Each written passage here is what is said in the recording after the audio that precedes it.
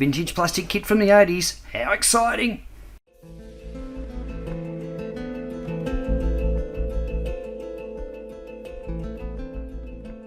G'day, Ben from Duck Plain Chicken here with a new build series. This time we're going back to the 80s, 1982 specifically, for the movie Techno Police 21C or 21st Century.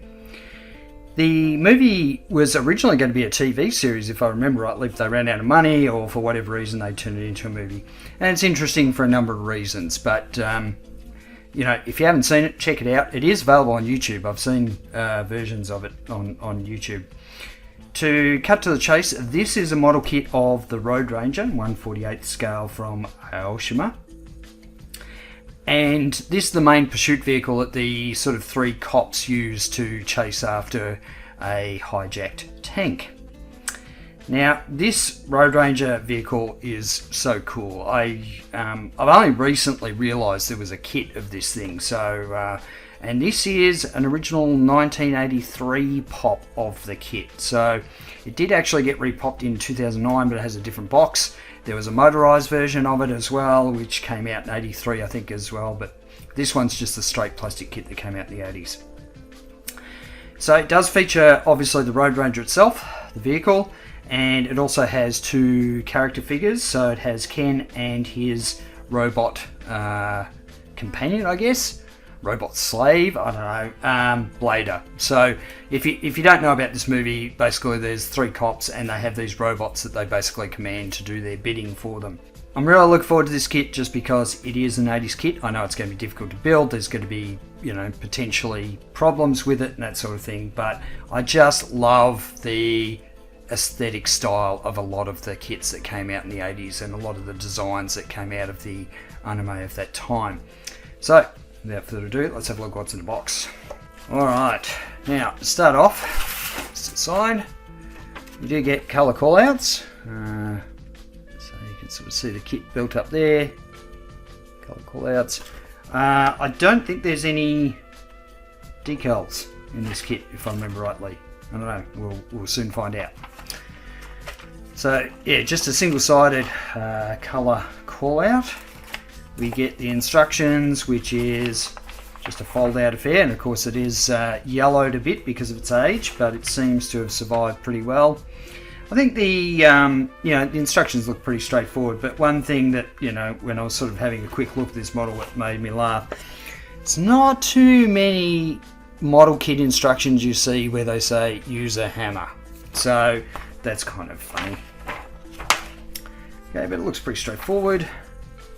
They do give you, you know, sprues call out and some really nice sort of illustrations, some concept illustrations or concept art from the movie. The other kind of cool bit of paperwork you get is this. Now, I did have to translate some of this just to, I suspected what it was, but I had to translate just to make sure. So this is a survey. Now, back in the 80s, it's like it was all mail-in stuff, so it's not like online surveys. And so you would get these cards and they would ask you how you heard about the kit, or, you know, are you interested in more kits in this range and all that sort of thing. And then you would sort of send it back to Aoshima, and I guess they would use that as their market research.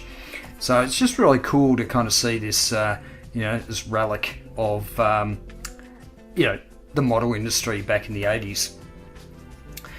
Now, the box itself, I have taken most of the sprues out of the bags. They do come in plastic bags, but I've taken them out just for the noise issue.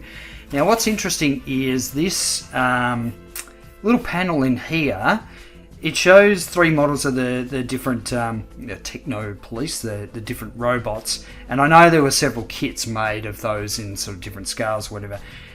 They've featured 4 vehicles here, and I know 3 of these were turned into models. There's the Tempson, I think it is, and the Berserker. If I can't quite remember the names, I'm sorry. But this other one here, this red one, I don't know if there was ever a model kit of that made. If there was, I would love to hear about it, and I'd love to get that one. I know the tanks, you know, they float around, and look, they fetch a lot of money because they are sort of vintage models. This one actually didn't cost me a huge amount of money. There's quite a few of them around on eBay, but, you know, again, they're vintage, so they fetch, you know, reasonable money. Okay, so let's have a look at, we've got sort of the main body. So 1/48 scale, it's not particularly large. And this vehicle is sort of broken up into two bits. It sort of, I guess the back sort of comes away a little bit, and it's so one of the other robots can sort of sit in there.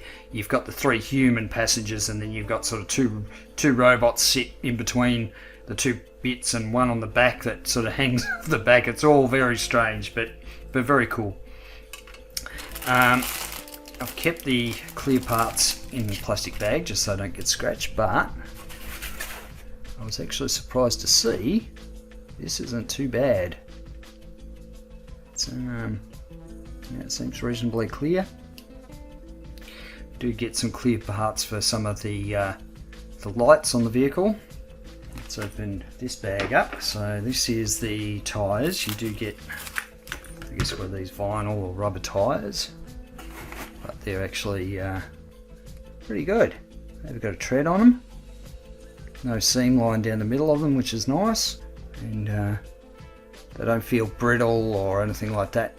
So I don't know, maybe this yeah, I don't know, maybe this kit is a repop. I don't know. It's just that the repop does have different box art, so but I'm surprised the stuff's sort of in this good a condition given the age of it.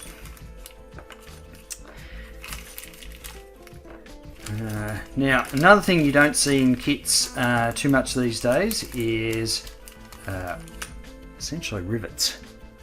They're basically like bolts, but they don't have a thread, so they're sort of just rivets, and get a couple of very small screws, which I don't want to lose,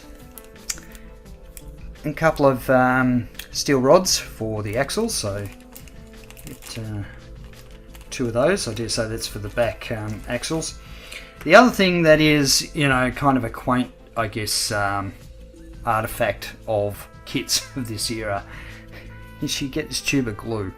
Now, I am going to open this up, but I'm not going to use it on the actual model, but I will open it up just to see if it's actually any good. So I might, just as a bit of fun, I'll throw that on a bit of sprue or something, and we'll see how well that stuff holds up. Feels pretty solid, so I think it might have actually set in there, but we'll see how we go. Alright, so I'm going to put this to the side so I don't lose any of these bits and pieces. Get big white sprue, we've got the wheel rims, we've got the figures, and of course a lot of the details on the vehicle itself. The level of details, you know, not too bad. It's got clean panel lines on it. It doesn't appear to have any sort of obvious flash, so it seems, yeah, pretty well moulded. I guess it'll just be about seeing how well it all sort of fits together, but yeah, so far so good. We get one of the underside of the vehicle, so we got, couldn't tell you which one's the front. I think that's the front part, maybe that's the back, I'm not sure. We will find out soon enough. We'll get some seats, we'll get some door cards, dashboard. So it is, yeah, it's interesting. I don't think there were decals that were supposed to come with the kit. I'm just going to check the instructions. Yeah, there's no indication that there was supposed to be decals included in this kit, so the dashboard will have to be detailed up properly, and we'll see how we go. We might see if we can add some lighting in this kit. No guarantees at this stage.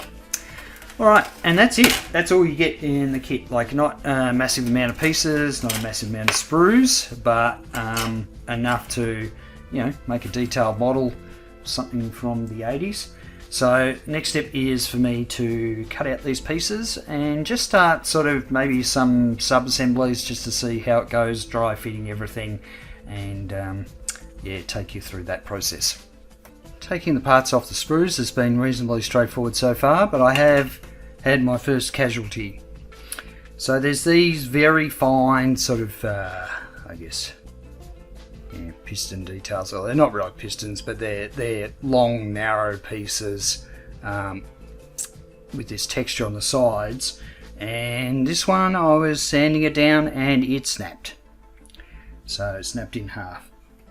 So just be careful when you're sanding it. It was my fault. I was maybe being a bit too brutal with the sanding stick. So in order to fix it, what I've done is I have drilled, and let's see if we can see that, I have drilled some 0.8mm holes down the guts of each one of those. And I'm going to use, this is just a dressmaker's pin, so nice sort of narrow gauge, rigid bit of metal. And I'm going to cut the end off. Okay, so I've cut the pointy end off. So with my 0.8mm hole drilled here, I can put the dressmaker's pin in. And what I'll do is I'll glue it and then I'll cut it to size for the next half to go on. So let's just use a bit of CA glue.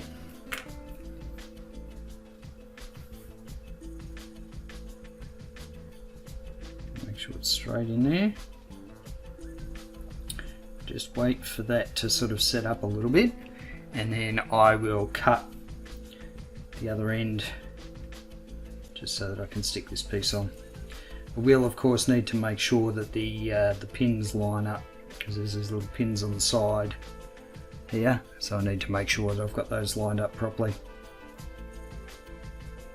That feels like it's in there now. Okay, pretty close. See how the bit of it pings across the room. So a bit of super glue.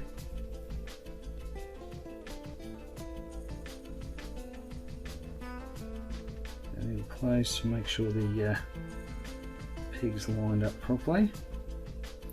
And then I'll get a bit of Tamiya extra thin just around the joint there, just so that the plastic sort of welds over the top of it. But I think that's a disaster kind of averted. I'm going to stop doing this to myself. I've gone down the lighting rabbit hole again. So before I get really into it, I think I better explain to you what I'm trying to do.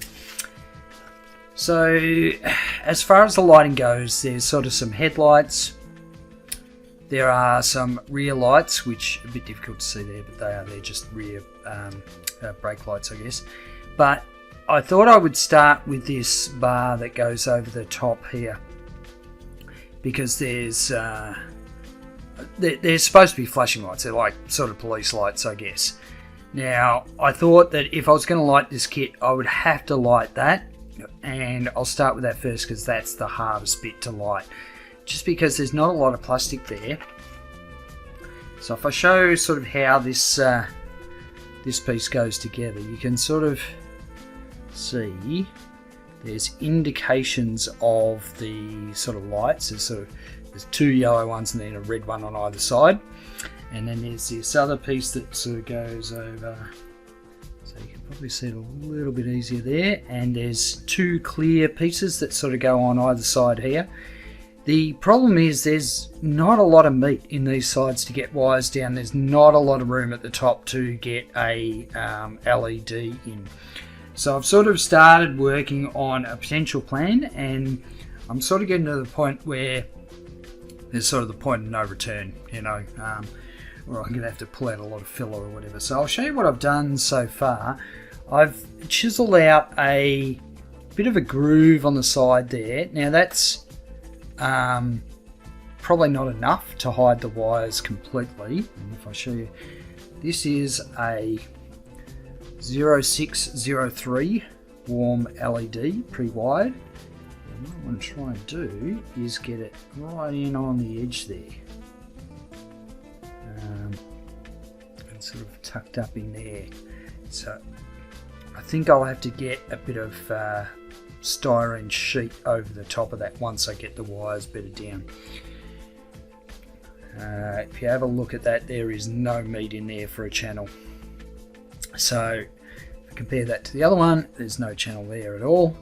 And yeah, I've just used a combination of the grinding tool and a chisel to do that. But then the plan is to have an LED on each side, and then that way I can actually create my own light pipe to transfer light all the way across. I've done a little bit of an experiment to sort of give you the idea of what I want to do. So this is a bit of 1mm clear styrene. If I show you the other side, it's maybe a bit hard to see, but it's 1mm clear styrene with 0.5mm thick just white styrene over the top of it, and I painted it using the Tamiya clear colours, and this is just a test. So if I get the LED hooked up, and then I'll show you what I'm trying to do. It's not great, but I think it's the best I'll be able to do with the room that I've got. So if I got the LED here and I'll put it on the sides, see how it sort of transfers the light through? You can sort of see as I move the LED, you get a little bit of transfer of light there. So that's what I'm after. And I reckon if I put an LED up each end, you know, I'll get a reasonable sort of effect. It's going to be far from perfect, but it's better than nothing.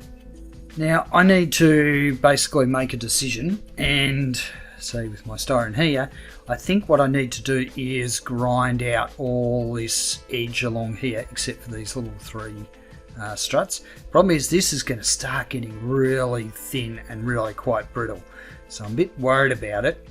Worst case scenario, I can trim it off and just basically do what I just showed you, create that whole bar as a separate piece and then glue it on, but I'd prefer not to. I'd prefer to sort of be able to grind this away and be able to get a piece of this in pre-painted. I think I'll paint it, you know, before I sort of stick it in place, and I'll do that with the airbrush, and then I can always sort of mask it off later. Okay, I've scraped out half of it, and I thought I'd use a grinder, but that was a bit sort of messy, so I ended up just using a knife. And what I do is I sort of start with the posts, very small posts. Stick the knife in there. And go on an angle. Go with the other one. So I'm trying to get this on shot. At the same time, I need to sort of look over it a little bit. Okay, and then from the side. It's starting to get very brittle, but it's just a matter of sort of shaving, just carefully shaving. So you can sort of see, I've still got a bit of work to do there. If it'll focus, here we go. But you can see what I'm sort of aiming for. So I'll get the rest of that done and then show you the result. All those middle bits have been hollowed out. Now the problem is on the other side of it, these little posts are made up of the piece that goes underneath, which is a bit problematic. So I think, if I show that piece, you can see those little pegs there. So I think what I'll do is I'll take some, I think this is just 1mm thick styrene, and I've just cut it into a strip, and I'm actually going to make the little posts. So let's give that a shot. Try and cut these up into tiny little bits that try not to ping them across the room. Now, it's not going to be perfect, but if I can get the three little pegs in here, then that means I can just run a clear strip sort of through the middle here, and then put a bit of sheet styrene over the whole bottom bit, which I think will be a lot neater and a lot easier to sort of put together.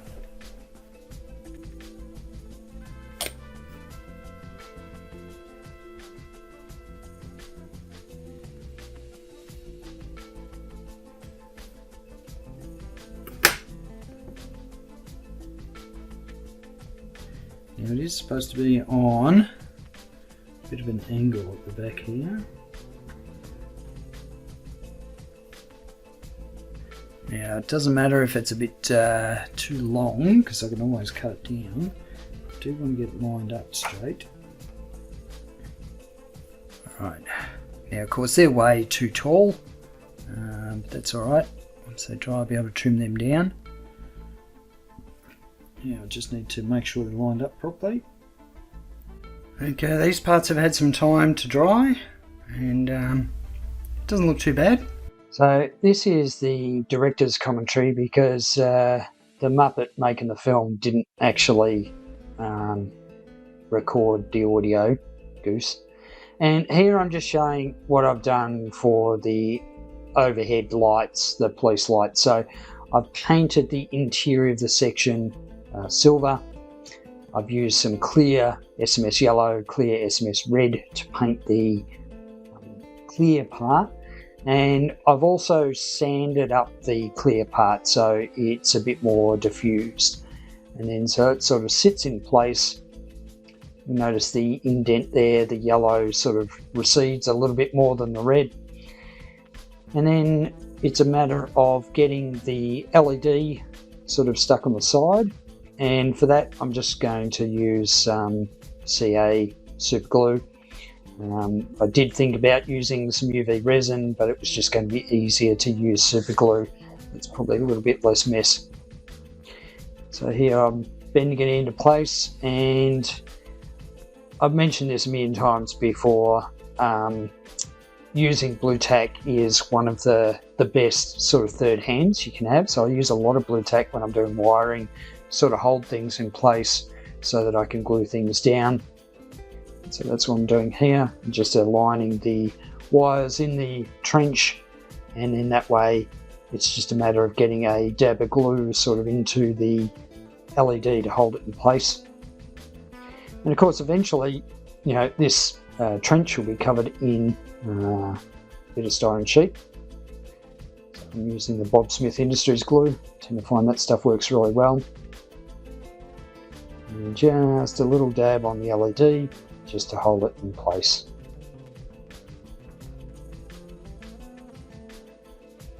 Okay, here you can see the result of the LED glued in place. Looks messy, but is quite functional.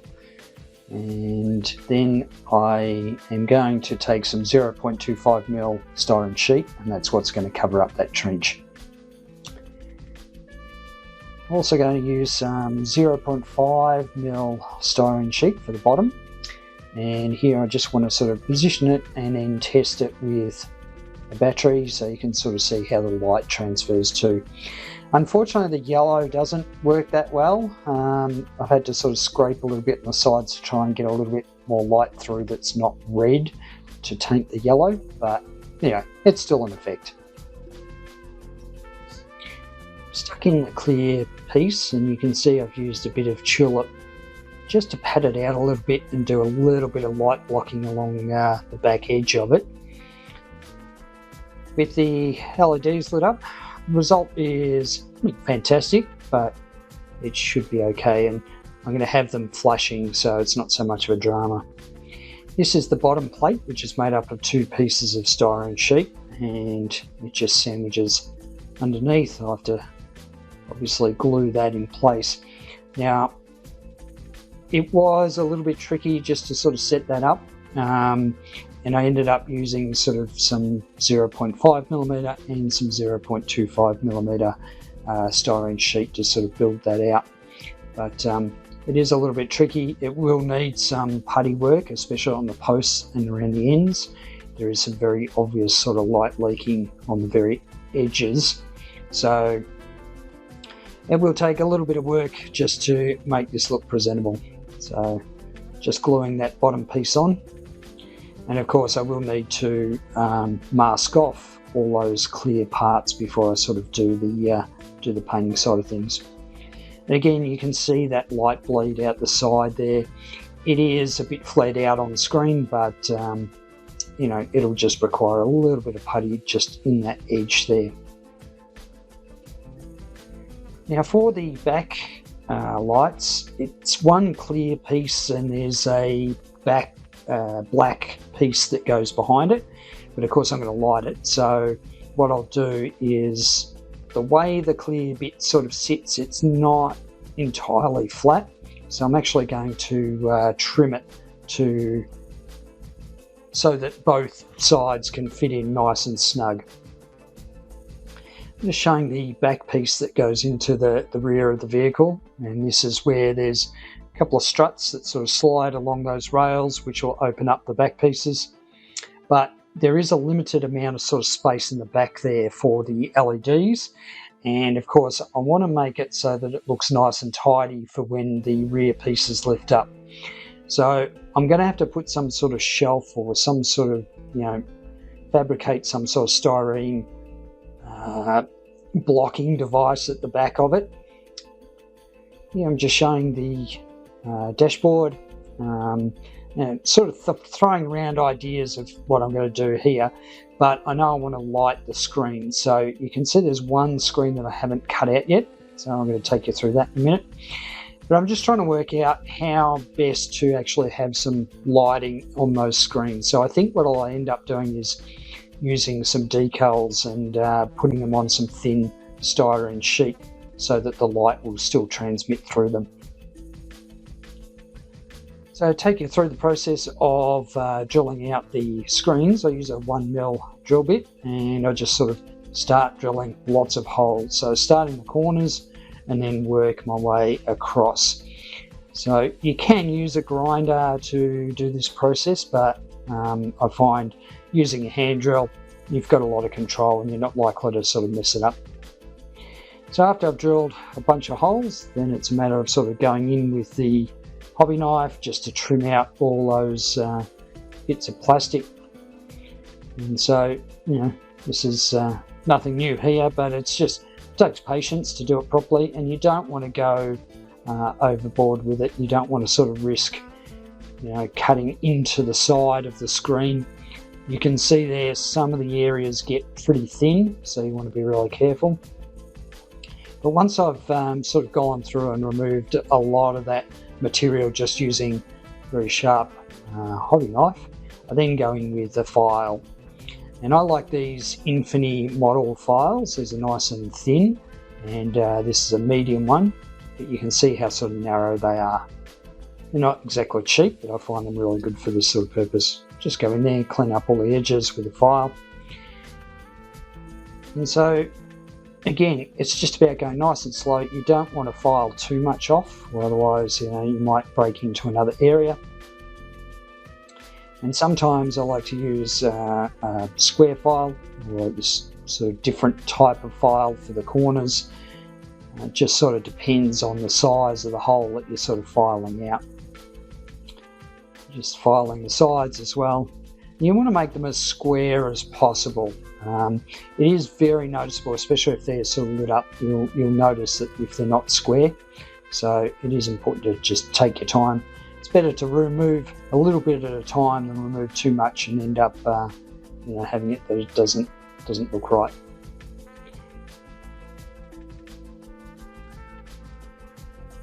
Okay, final step is just to clean up the edges around the screens there with a bit of, to me, extra thin. And what that does is it helps sort of smooth out those micro scratches that the file's created, so it just makes a nice cleaner sort of surround for the screens. And of course, all the rest of the detail there I'll hand paint, like buttons and that sort of thing. So pretty happy with that. Now the other part of the dashboard is to put the top on it. So the windscreen sort of sits on this piece, and it's just a matter of sort of gluing it in place. It is kind of an unusual construction, this kit, because you can see the top part of the dashboard has those little two tabs with the two holes, and that sort of goes underneath the front of the body. So it's kind of a strange sort of way to set it up. You can see I'm struggling to just hold these pieces together long enough to actually glue them in place, but once they're glued in place, and of course there is a seam along the top which I've decided that I do actually want to clean up, so I'll just use some Mr. Surfacer 500 for that purpose. And of course I need to wait for the glue to set up before I'll actually put in the putty. Right, going back to the rear lights of the car, I have used some SMS Clear Red to paint the back of the clear parts. Now I'm just going to snip them, cut them into separate pieces and get them sort of in place.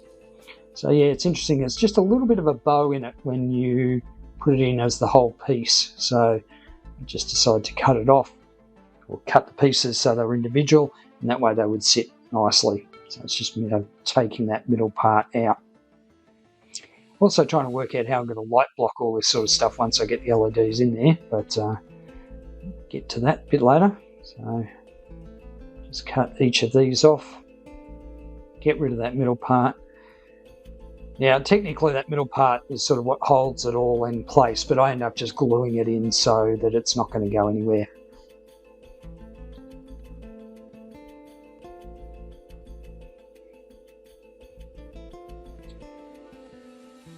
Alright, so once I've sort of worked out where it's all going, I can then move to the LED part of it. And so these are filament LEDs, and you can get them in various sort of lengths. These ones are 18.5mm long, pink, 3V filament LEDs. And even though it's pink, and you can see it is even quite pink on the screen, it's fine given that I've got the red clear bit behind. And of course, here's me being a muppet trying to work out how to sort of show it off on camera. It's pretty bright there. It is bright in real life, but I should be able to tone that down a little bit. And here I'm sort of showing the issue that I've got with the rear piece and how to, I guess, cover up the LED and all the wiring and stuff so it's not really ugly when you open up the back of it. I'm also going to have to use some thinner wires than what I've got, so I end up using magnet wire, which is a lot thinner, and it means it's going to be a lot easier for me to route the wires elsewhere.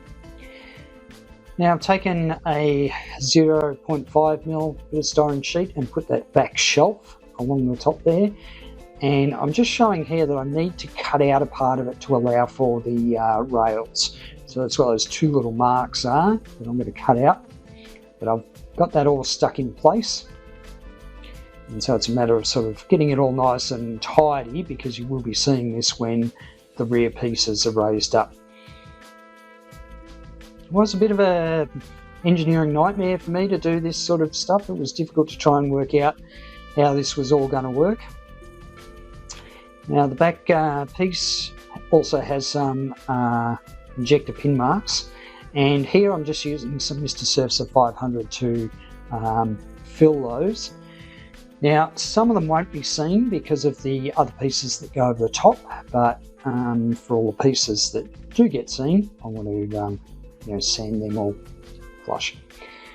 The body does have some imperfections in it, so there are some sort of sink marks, there's some slight scratches, some issues that look as though they were in the actual mould. So I'm just going through again with Mr. Surfacer 500, so putting it in the problematic areas, and then I can go back and sand that once that's all dried.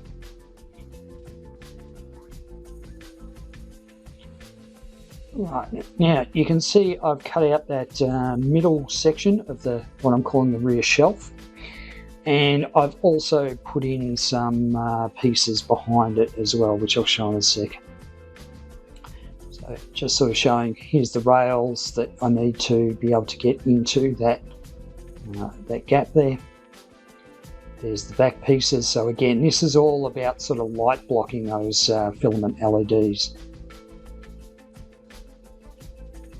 Now I do have to get some black paint in there as well, because I'll need to light block that because of the intensity of the LEDs. Now there's two parts on this rear chassis part that the instructions call out for you to cut off. So I'm not sure what the original reason for them being there is, but it's pretty obvious you need to get rid of them when you try to put the kit together. I just snip these off and then bother tidying them up. All this sort of stuff is covered up anyway, but just to call it out for anyone else who's building this kit, you do need to take those pieces off.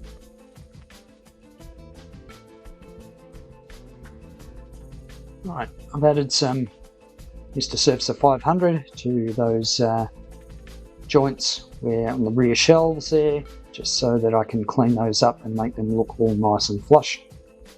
Do the same thing for the back pit, and for the bodywork I've done all the sanding for that, so it's just go down progressively, higher grit sandpaper. And also see on the body, you can see those imperfections there, and I've sanded them all back. But they're quite sizable, so you can sort of see when I've sanded them, you know, they're you can still see the putty there, so are quite large imperfections. Alright, moving on to the headlights, you can see what I've done here on the left. I've got just a 3mm white LED and some fibre optics. And so because the headlights are made of 3 sort of lights, I guess, fibre optics are the best way to go. So I just use a 1mm drill bit, and I'm using 1mm fibre optics to light this thing. So there are some divots in the headlights which make it a bit easier to actually drill them out. And I'm also going to have to work out how I'm going to attach all the wiring to the power source once I've got these in place. So just to quickly show you the process I went through, this is the 3mm white LED, and I want to flatten off the top of it so that the fibre optics sit nice and flush with it. So I'm just using a sanding stick to sand off the top, make it nice and flat. It also diffuses the clear plastic a little bit. So it's just about sanding that flat.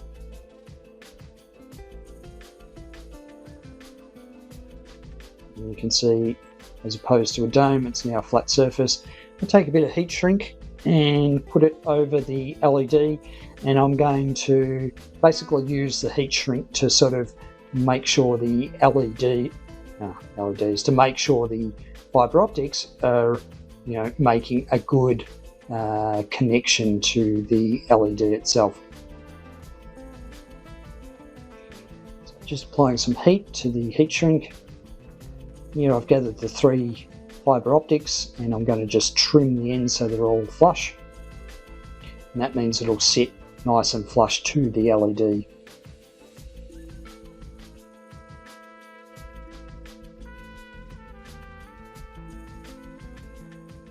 I've just used a bit of masking tape just to hold them together, and that's fine. I'll just leave that masking tape to hold them together. It's one unit. Now I can put that in the heat shrink and apply a little bit more heat. Now these fibre optics are plastic, so I need to be a bit careful about the heat I applied to them. I actually melted a few in the process. There you can see the final result.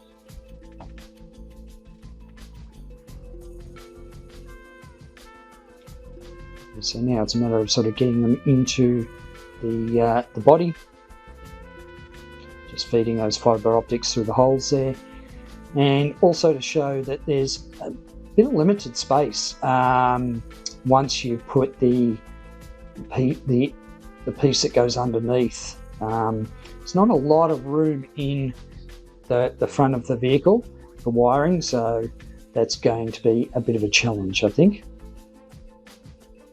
But the headlights fit fine, so I'm not too worried about those.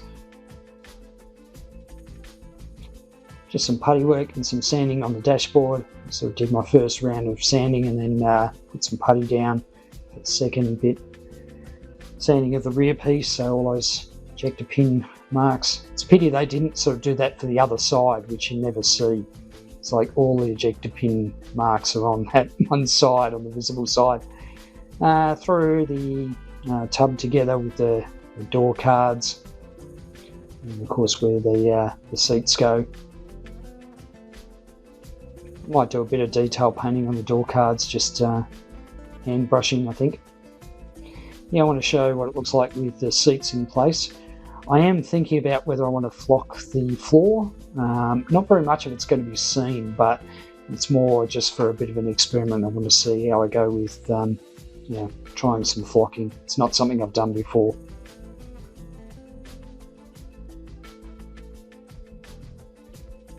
Right, so I've got both headlights, LEDs in place. And one thing I noticed when I hooked them up is that I've got a lot of light bleeding. So I need to use some tulip fabric paint, and I'll get that into all the areas where light's going to bleed. So I'm just testing it there. And of course I'll trim off those fibre optics once I paint everything. This is my favourite light blocking paint, a tulip black fabric paint. And so it's literally just about squeezing that into all the areas where the light bleeds out. And this stuff's nice and thick. It's fairly viscous, so it tends to hold in place really well. And then I'll just use a toothpick to sort of, move it around and make sure I've got all the areas covered. I'm not too worried about this area so much as far as light bleeding. I mean, if light does bleed, it'll be sort of underneath the car, not really seen, but, on there, might as well do it.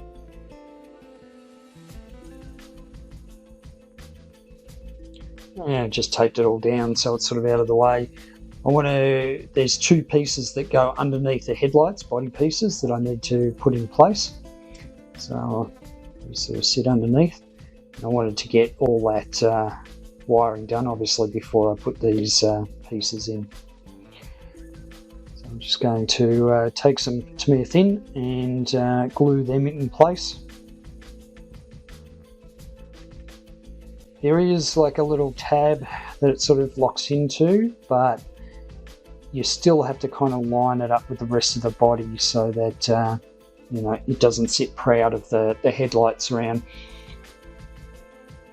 You can see that sort of works. And of course there are some seams there that I'll have to putty up and deal with.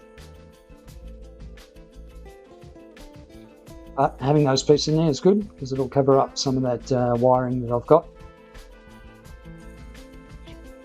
Now moving on to some lighting, some flashing lights for the the police lights.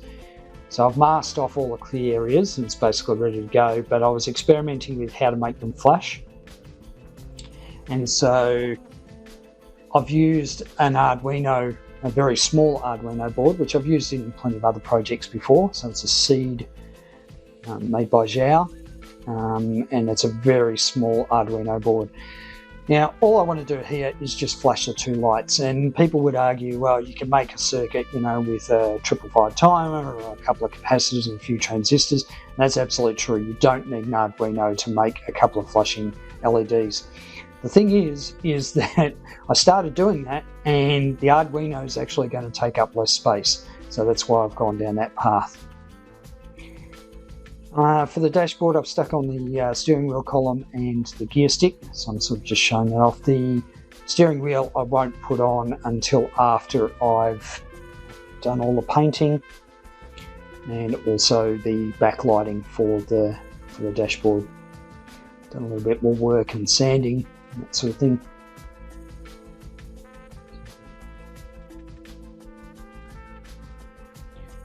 A little bit of putty work underneath the headlights. I need to sand that off and make sure that it looks all part of the one sort of body piece. Also stuck on this piece here. The other thing I've done is I've cut out little notches on the sides where the lights go. So where these wires come down, they need to slot in somewhere so they're not being pinched. Here's the back. You can see that's all been sort of tidied up now. I've had to sand down a few bits on that black piece just to get it to sort of fit, but you can sort of see how that light blocking shelf or bit of plastic is sort of going to work with the rear LEDs. And so the next bit is I've got to work out how to get it all stuck in there, get the LEDs and everything stuck in there. But I think what I'll do is I'll paint it first. And here I'm showing, just some primer work. I've done grey on the body, a bit of black for the black areas. And the thing is with the, with the primer, you really want to sort of sand it after you've done it, which I need to do. I've primed the light bar in black. I'm just going to show how it all sort of slots in place with those little notches cut out for the wires. It actually does sit really nicely in there, so at least now I can sort of paint that separately and stick it on afterwards. Just use a bit of super glue or something to stick it in place. I think that'll look reasonably good. There's actually a clear piece that goes underneath all that as well. I'm not sure if that's going to fit anymore. I haven't actually tested that yet. Painted some black behind the headlights, just again, a bit of light blocking. Still got a little bit of putty work to do. You can sort of see, I thought I had it pretty good, and then I did put on the grey primer, and it really shows up where you've got, seeing issues. So you see there's actually quite a sizable step there. I really stuffed up gluing that one in place, but nothing a bit of sanding won't fix. Same thing for the dashboard, gave it a grey primer, and there are some areas that still need a little bit of putty work. So that's the advantage of using grey primer. Just showing that I use Mr. Sevsa 500 for all the small putty work. Sprayed some black in around the exhausts and also where the LEDs need to go, again for light blocking. It's difficult getting the airbrush in there, but eventually got it in there. So every bit counts. Alright, so now I need to stick the clear brake light parts in place. I'm going to position them, and then just a bit of glue in there to make extra thin cement. And then I'll just go around the edges as well, just to sort of make sure they're sitting there. And what I'll do is I'll go ahead and mask those, ready for painting.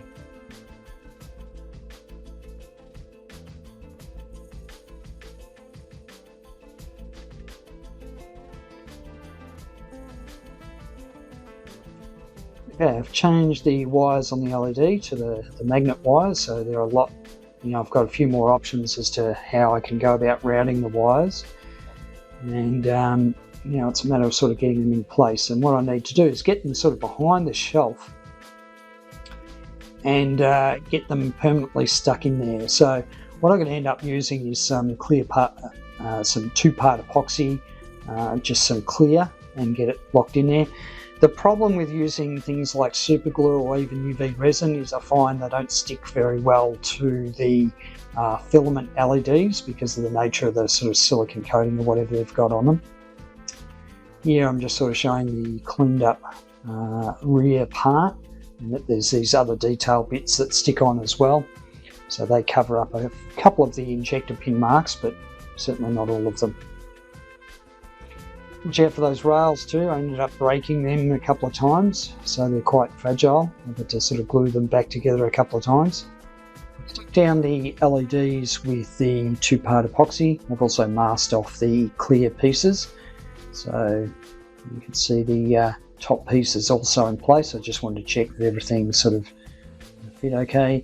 So now it's just a matter of sort of lining it up and testing it. Now, of course, it's got the tape over it, so it's not as bright as what it will be. But you can see I've got some light leaking issues, and I do need to deal with them. And I think what I'll end up doing is just using a bit of electrical tape or something. You'll see in a sec that the clear 2-part epoxy is glued, the LEDs in place really well. So I should be able to put some black tape, probably electrical tape, over the top of it. So just take the top piece out. And need to get some light on the matter, I think. So, torch. And you can sort of see that glossy bit. That's the 2-part epoxy that sort of just glued it in place. So they're not going anywhere anymore. And now I can just throw some black electrical tape in there. I don't know if I'll use the fabric paint. I think that'll cover up too much. This is the 2-part epoxy I'll use, just Bob Smith Industries. 30-minute stuff is good for me because it allows plenty of time to make sure it's right. I'm going to call this video done. I apologise about the audio issues. I'll have them fixed up for the next video. Obviously in this video I got caught up in a lot of the electronic stuff, but I really want to start painting. So until the next video in the series, I'll catch you later.